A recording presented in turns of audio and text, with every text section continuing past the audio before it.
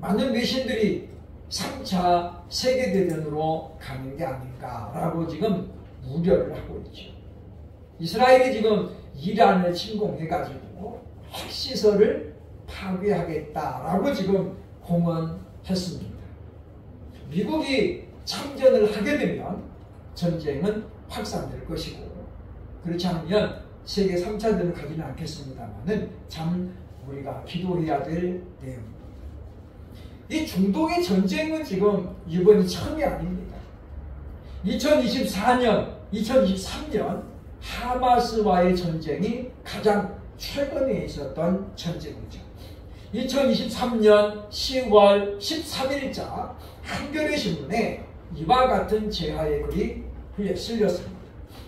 이스라엘 청년들 전쟁하러 줄줄이 들고 항공편 들렸다라는 제하의 글입니다. 이스라엘군이 팔레스타인 무장단체 하마스와의 무력 충돌로 예비군 30만 명의 동원력을 내린 가운데 세계 각지에 흩어져 있던 이스라엘 청년들의 귀국이 계속되고 있다. 미국 CNN은 10월 12일 귀국하는 이스라엘 청년들이 입을 모아 말하기를 선택의 여지가 없다고 했다. 이스라엘 항공사들은 귀국하는 청년들을 위해 항공편을 증편하고 있다. 인구 약 930만 명인 이스라엘이 예비군 30만 명의 동원력을 내렸기 때문에 이스라엘에서 예비군 통지서를 받지 않는 집이 거의 없을 정도다라고 10월 13일자 한겨레 신문에 실린 내용의 글입니다. 전쟁이 발발하면 이스라엘 청년들은 다시 고국으로 돌아간다는 것이죠. 뭐하냐면 전쟁에 동참하려고 말합니다. 그러니까 이와 같은 전투는 바로 이런 어떤 전통은 역사를 오래 하고 있죠. 우리 중학교 때의 교과에서 실린 내용입니다. 1967년 6월 5일에 이스라엘과 중동 간에 6.1 전쟁이 있었습니다. 이집트, 시리아, 요르단 이 세 개의 나라가 이스라엘과 전쟁을 벌였죠. 그런데 전쟁은 단 6일 만에 이스라엘의 압승으로 끝나게 되었습니다. 물론 그 배후에는 하나님의 절대적인 도움이 가장 컸습니다만은, 그러나 또 하나의 일은 무엇입니까? 세계 각국에 흩어진 이스라엘 청년들이 나라를 구하고자 전부 다 그렇게 속속들이 이스라엘로 복귀했기 때문이라고 많은 사람들이 이야기하고 있습니다. 아무리 많은 사람이 있어도 어떤 마음으로 모이는가가 훨씬 더 중요하다는 거죠. 일당백으로 그렇게 각오를 가지고 덤비면 두세 사람이라도 엄청난 효과를 낼 수 있다고 성경은 분명히 말씀해주고 있습니다. 당시 이스라엘은 40배가 넘는 그런 연합군을 맞아가지고 조금도 불러남 없이 싸웠고 그 전투에서 압승을 거두었다라고 역사는 우리에게 알려주고 있습니다. 그러나 67년 저 전쟁보다 훨씬 먼저 바로 제외 외국인들이 전쟁에 동참했던 역사는 바로 대한민국이 갖고 있습니다. 1950년 6월 25일 바로 이제 얼마 안 남았습니다만은 6.25 전쟁이 발발하고 대한민국은 속절없이 밀려갔습니다. 그때에 일본에 있는 제1공포 의학단들이 이른바 유령 부대를 조직해가지고 전쟁에 참여했다고 하죠. 왜 유령 부대입니까? 계급도 없고 지휘자도 없었고 그런 상태였다는 거예요. 그러면서 신출 규모란 작전을 통해서 바로 북한의 간담을 서늘하게 했었다라고 기록해주고 있습니다. 이와 같이 나라가 위기를 맞이하면 많은 사람들이 동참해서 나라의 위기를 극복하려고 나서는 것을 보게 되는데 이걸 우리가 한마디로 충성이라고 말합니다. 우리나라는 예로부터 충성과 효를 같은 맥락으로 봤습니다. 그래서 효도하지 않는 자는 충성하지 않는 사람이고 충성하지 않는 사람은 효도가 없는 사람이라고 그렇게 하나로 보았다라는 것이죠.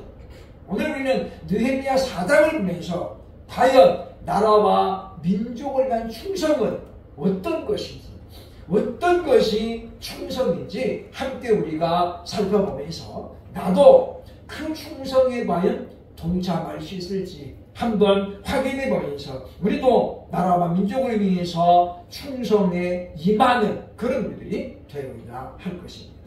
첫째로 그 충성은 뭐냐면 오늘 15절에 말씀합니다. 성을 건축하는 일에 모두가 참여하는 것이다 라고 하는 거죠. 이 말을 다른 말로 하면 우리가 각자 위치에서 자신에게 주어진 임무를 다하는 것이 바로 진정한 충성이라고 말할 수 있다라고 하는 것입니다. 본문 15절에 말합니다. 우리의 대적이 우리가 그들의 의도를 눈치챘다함을 들으니라. 하나님이 그들의 꾀를 패하셨으므로 우리가 다 성에 돌아와서 각각 일하였는데 라고 말하죠. 즉 우리의 대적이 그들의 의도를 눈치챘다함을 들었다. 이게 무슨 이야기입니까? 지금 이스라엘의 대적들은 어떻게든 지금 이 느헤미야가 하는 일을 막아보려고 하는 거죠. 그래가지고 여러 가지 수단을 씁니다. 당신이 지금 성전에 와서 우리하고 의논하자. 그러면서 느헤미야는 제사장이 아니기 때문에 총독이라 성전 안에 들어가면 안 되는 거죠. 근데 이들은 이와 같이 미끼를 던져가지고 터집을 잡아가지고 없애려고 지금 느헤미야를 부릅니다마는 느헤미야가 안 갑니다. 또 여러 가지 중상 모략을 해가지고 지금 네가 반역을 하려고 하냐 그러면서 이른바 누명을 씌우려고 하지만 느헤미야는 단번에 제거합니다. 그것은 우리에게 있는 거예요. 너희들이 지금 지어낸 말이다. 그렇게 번번이 느헤미야가 그들의 의도를 눈치채니까 그들은 지금 이야기하는 것입니다. 그때 이제 보면 이들이 뭡니까? 각 성에 돌아와서 각각 일하였다라고 오늘 성경이 우리에게 말씀합니다. 우리 그리스도인들은 나 하나 정도야 라는 말보다는 나 하나라도 라는 정신을 가지고 임해야 되겠다라고 하는 것입니다. 즉 무슨 이야기입니까? 나 하나라도 동참해서 힘을 합치고 나 하나라도 기도해서 그래서 나라와 민족을 위해서 충성해야 되겠다는 그런 각오가 우리에게 있어야 되겠다. 느헤미야 3장에 보면 당시 성읍을 재건하는데 동참했던 사람들 이름이 일일이 열거되고 있습니다. 공통점이 무엇입니까? 그들이 자기 집 살고 있는 집 앞에 있는 성을 재건하는데 사비를 드리고 그리고 온전히 동참했다라고 성경이 우리에게 알려주고 있습니다. 그러니까 한 사람이 많은 일을 한다는 것은 불가능합니다. 그러나 이와 같이 모든 사람이 우리 집 앞에는 내가 하겠습니다. 그래가지고 맡아다 보니까 어떻게 되는 거예요? 수많은 사람들이 동시에 동참하는 효과를 낳게 됐고 그렇기 때문에 이 느헤미야에 의해서 일어난 성전 재건은 단 52일 만에 완공이 되었다라고 하는 것입니다. 그래서 많은 사람들이 느헤미야를 말할 때 52일의 기적을 이룬 사나이라는 그런 닉네임을 붙여주는 것을 보게 된다고 하는 것입니다.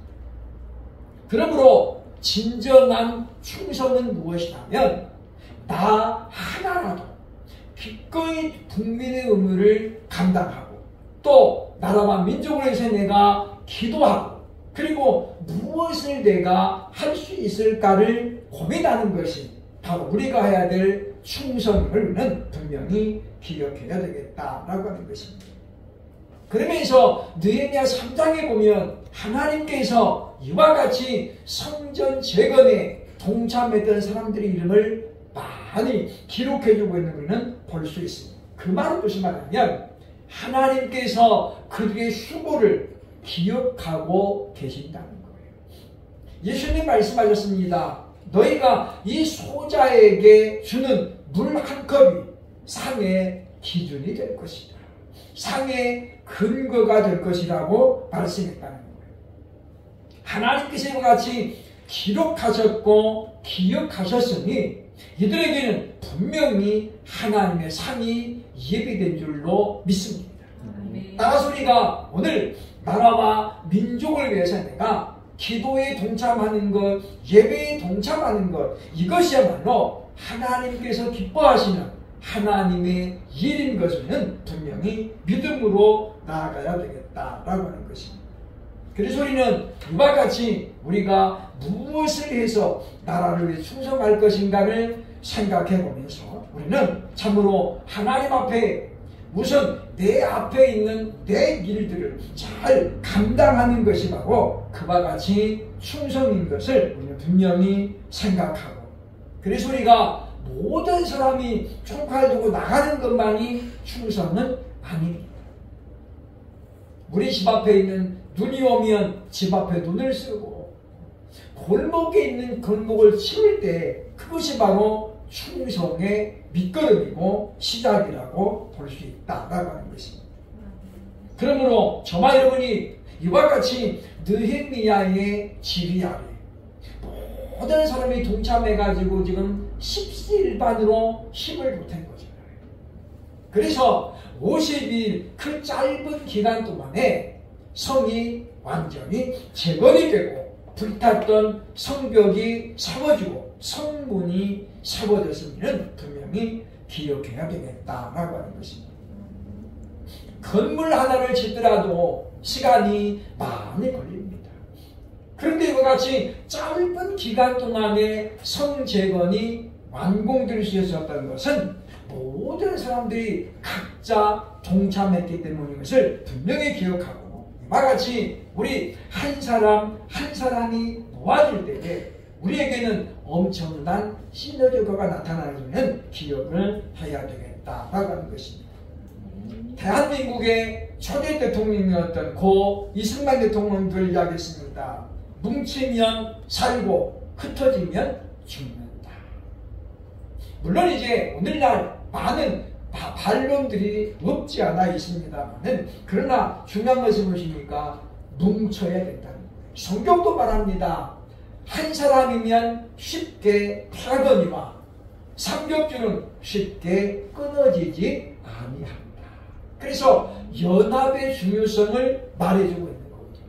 그래서 형제가 동거하며 연합함이 어찌 그리 아름다운고 하셨던 것처럼 우리들도 내 자리에서 참으로 내가 할 수 있는 그 일을 하면서, 그래서 우리가 충성에 동참하는, 그래서 하나님 앞에 기억하는 바 되는 이름이 되는 저와 여러분 될 수 있기를 주의 이름으로 축원합니다. 둘째로 우리가 해야 될 충성은 과연 어떤 것이냐면 본문 16절에 절반은 일하고 절반은 전쟁을 대비했다라고 하는 것인데, 이 말을 다시 말하면 자기가 자신의 자리를 끝까지 지키는 것이 충성의 근본을 우리에게 알려줍니다.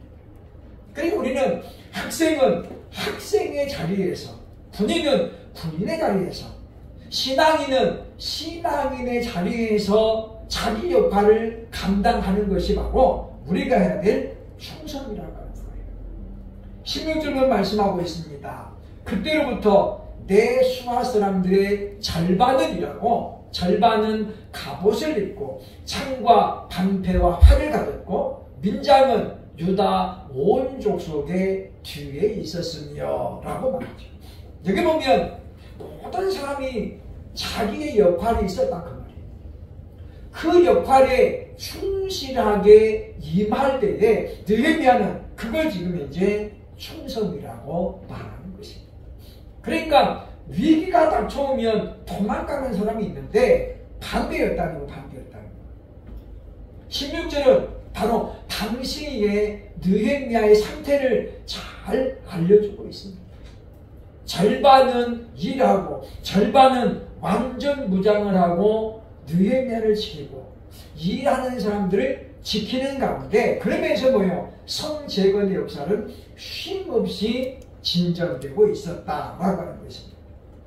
죽음의 위협 앞에서도 자신의 안위보다도 먼저는 나라의 민족의 안위를 먼저 생각했던 사람들, 바로 그들 때문에 성재건은 이루어졌고 이스라엘은 무려 2000년 가까이 나라 없는 서름을 겪었지만 그래도 그 2000년 뒤에 1948년에 이스라엘이 정식 국가로 세워지게 되는 과거를 이루었음을 우리는 기억을 해야 되겠다라고 하는 것입니다.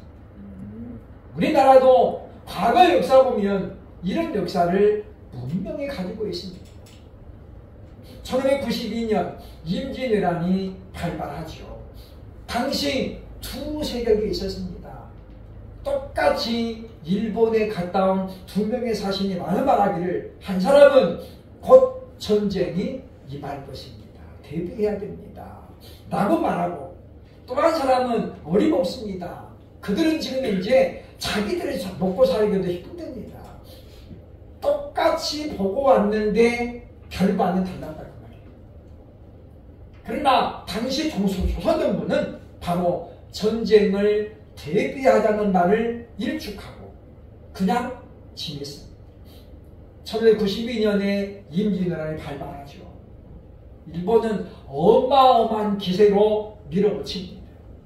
명분은 그거였습니다. 우리가 명나라를 정벌하러 가니 조선은 길을 좀 터줘라는 말이었다는 거죠. 그러나 사실 길을 터달라는 건 하나의 부식이었습니다. 왜냐? 일본 군대가 많이 지나가면 어떻게 되겠어요?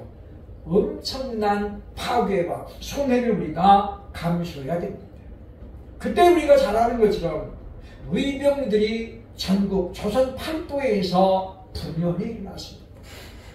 각 지역마다 의병들이 나타나는 거죠. 전라북도 남원에 가면 만인의총이라는 큰 무덤이 하나 있습니다. 제가 남원에 몇 번 가보면서 그곳에 한번 제가 들려본 적이 있습니다. 만인의총, 10,000명의 시체가 묻어있는 무덤이라는 뜻이잖아요. 물론 숫자적으로는 딱 10,000명이라고 보기는 어렵습니다만 그만큼 수많은 사람들이 거기에 한꺼번에 묻혔다.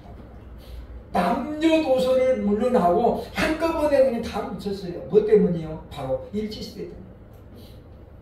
이와 같이 의병들이 자발적으로 나가지고 조직적으로 반항을 하고 또 게릴라전을 펼치니 일본은 7년 동안의 그 외침 속에서 별 소득 없이 돌아갈 수밖에 없었다라는 걸 역사는 우리에게 알려주고 있다는 것입니다. 그러므로 우리가 나 한 사람이 전부 다 통솔하기는 없습니다. 그러나 우리가 보는 것처럼 각 지역에서 이와 같이 불특정 다수가 나라를 위해서 분열이 일어날 때에 그 힘은 어마어마했으면 기억을 해야 되겠다라고 하는 것입니다. 그러므로 우리는 바로 내 자리에서 내 역할을 잘 감당하는 것이야말로 나라와 민족을 위한 것임을 분명히 기억하고 우리가 적극적인 충성이 있고 소극적인 충성이 있다면 우리는 기꺼이 소극적인 충성인으로 속할 필요가 있다라고 하는 것입니다. 그래서 우리는 자기에게 주어진 역할 그리고 내가 해야 될 일들을 찾아서 지금 나는 일할 때인가 무장할 때인가를 분명히 구분하고 때로는 총칼보다도 뺨의 위력이 더 강함을 세계 역사는 우리에게 알려주고 있습니다. 우리가 반드시 나가 싸워봐야만이 승리자가 아닙니다. 배후위에서 기도하는 것이 얼마나 중요한 것인지는 분명히 알고 우리는 그리스도인이기 때문에 우리의 자리에서 예배하며 기도하는 가운데 우리의 충성심을 발휘하는 그런 우리들이 되어야 할 것입니다.